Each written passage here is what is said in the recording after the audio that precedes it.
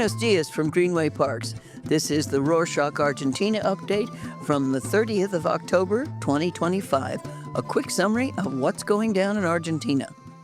The biggest news this week, the highly anticipated midterm congressional elections held last Sunday resulted in an unexpected landslide victory for President Javier Milei's incumbent party, La Libertad Avanza, granting them 13 seats in the Senate and 64 deputies in the lower house. After obtaining a bit over 40% of the votes, La Libertad Avanza and its close ally, PRO, will now hold 107 out of the 257 seats in the Chamber of Deputies and 24 out of the 72 in the Senate, making them the largest minority and handing them the numbers necessary to back Javier Milei's plans and presidential vetoes. By winning the province of Buenos Aires, a historically Peronist stronghold and a territory that had backed the coalition Fuerza Patria in recent local elections, Milei delivered his heaviest blow to the opposition, even if they were beaten by only 1 point.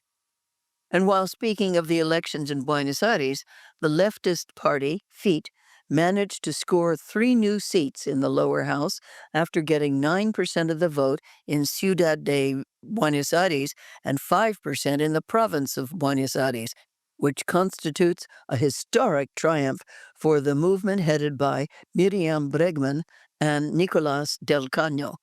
Milei's run-up to the elections had hardly been bump-free, as his campaign had been forced to deal with corruption cases that we covered in previous shows, involving the president's sister, Karina Milei, and deputy candidate for the Buenos Aires province, José Luis Espert, among widespread discontent regarding his austerity policies. He had not been doing well in the polls. So what could possibly explain these results? That might be the direct consequence of President Trump's $40 billion bailout intended to stabilize the currency, some heir to Milei's government. However, Trump and Scott Bessent, the U.S. Secretary of the Treasury, promised to grant the lifeline on the condition that Milei won on Sunday, which may have instilled fear in Argentine voters. President Trump himself congratulated Milei on Monday, saying that the election had made a lot of money for the United States, explaining that the debt rating has gone up. Meanwhile, Scott Bessent spoke of rolling back the U.S.'s intervention since he believes that the market will now take care of itself and have a lot of confidence in Milei's policies. Several local political figures like Peronist Buenos Aires Governor Axel Kicillof have been very outspoken about the current situation, remarking on the gravity of such foreign interference in Argentine elections and condemning all those involved. Argentina's peso started the week a whole 10% higher, and the country's risk index plummeted by 40%, which goes to show that international markets did believe it was now safer to bet on Argentina. After a brief rebound on Tuesday the 28th, when the dollar ended the day close to 1,500 peso ceiling, the outlook now remains positive, with Argentina's bonds soaring on Wall Street and the dollar potentially stabilizing. Furthermore, Vladimir Werning, Vice President of Argentina's central bank, confirmed to foreign investors and stakeholders in Washington that the bank will resume buying reserves next year. Peronists suffered another blow on Tuesday the 28th when the Supreme Court of Justice upheld 2 convictions against Guillermo Moreno, the former Minister of Commerce, who is now effectively disqualified from holding public office. During his victory speech on Monday night, President Milei thanked the electorate for supporting his project and calling for unity beyond party lines, asking legislators to put the country's needs first in a rare conciliatory tone. In front of a roaring crowd of fans, he announced that his government had just passed a turning point and that this result marked a beginning of the construction of a great Argentina. This win has strengthened the president's government, and already he is pushing a major reform to labor laws. It would seem that his proposed changes would allow longer working hours, productivity-based pay, and a simplification of firing and hiring practices. Keen on not wasting time, President Milei plans to meet with a group of governors to kick off talks about his reforms on Thursday the 30th. Chief of the Cabinet Guillermo Francos, Minister of Economy Luis Toto Caputo, and Minister of Interior Lisandro Catalan will also be in attendance. President Milei is also planning to meet with former President Mauricio Macri.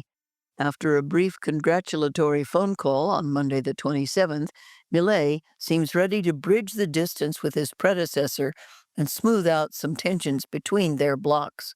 These tensions come from pro-leader Cristian Ricciardo, who is rumored to be upset with the president of the Chamber of Deputies, Martin Menem, over Menem's tendency to undervalue the former bloc's power. For her part, Patricia Bullrich, the Minister of National Security, now elected senator, spoke on Tuesday the 28th about the new criminal code she is championing, which seeks to put a stop to impunity, harden sentences, and incorporate the anti-mafia law. Speaking of Bullrich, as expected, now that the elections are behind us, it's time for a major cabinet reshuffle. She will be leaving her post as Minister of National Security, along with Luis Petri, who will no longer serve as Minister of Defense. Both of them visited Casa Rosada on Wednesday the 29th and allegedly suggested possible candidates to take up their duties. According to some resources, the decision has already been made and an announcement is imminent, despite previous plans to keep the current lineup until the 10th of December. Last Sunday, the 26th, President Milei also celebrated a successful implementation of the single paper ballot system that was used for the first time at the national level and across all districts. He said that this new system guarantees transparency in procedures and strengthens democracy. While there were no incidents, nor was there any evidence of foul play, this ballot system was not without its pitfalls, as data shows null votes doubled as a result of voters not understanding how to cast their vote. Despite the brand new single ballot system's sort of success, but only 68% of the electorate casting their ballots, these elections saw the lowest voter turnout of the country since democracy was reinstated in 1983. And it most likely is due to a sentiment of general apathy and disillusionment. You know who has not fallen prey to apathy? The queer folk of Buenos Aires, who will take to the streets next Saturday, the 1st of November, as tradition mandates, to celebrate the country's 34th Pride Parade. The organizing committee has decided on the slogan, "In the face of hatred and violence, more pride and unity." The event is set to start at 10 in the morning and then culminate in the afternoon with a march in front of Congress. Closing this edition with some football news. Racing Club tied with Flamengo 0-0 on Wednesday night and was left out of the Copa Libertadores after Flamengo's previous 1-0 victory over the Argentine team. The Mengaus have advanced to the tournament's finals, where they will face either fellow Brazilian Palmeiras or the Ecuadorians Liga de Quito on the 29th of November. Sending love to the fans of La Academia. And that's it for this week. Thank you for joining us. Did you know that we talk about many places besides Argentina? We've got 9 country updates. We also have 3 non-sovereign shows about the ocean, the Arctic, and multilateral organizations. Interested? Check out the link in the show notes. Got any feedback? You know how to contact us. Nos vemos la próxima semana.